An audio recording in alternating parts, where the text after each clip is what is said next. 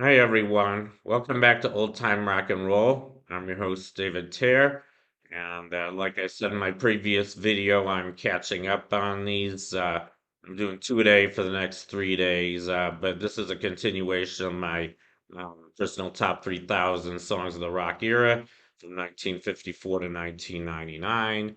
Today's featured song is number 2944, and that one is "Goodnight, Sweetheart, Goodnight" by the Spaniels.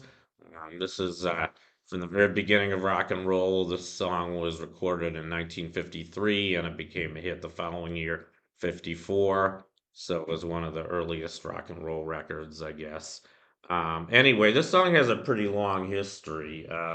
It was written in 1951 by Calvin Carter and James Pookie Hudson.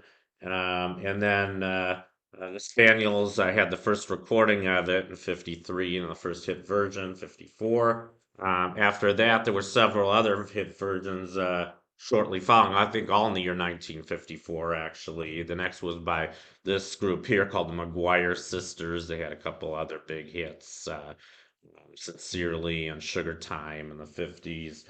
And then there were a couple other country groups that had hits with it. There was these guys, Johnny and Jack, and there was a female country singer, Sunny Gale.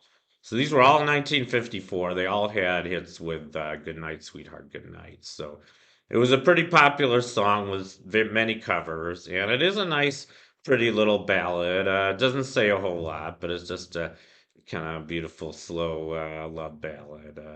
In case you like that kind of thing. I think it's a pretty song, and it is an early rock song, so early doo-wop. So anyway, that's my profile on "Good Night, Sweetheart, Good Night" by the Spaniels. I hope you enjoyed it, and I'll see you next time.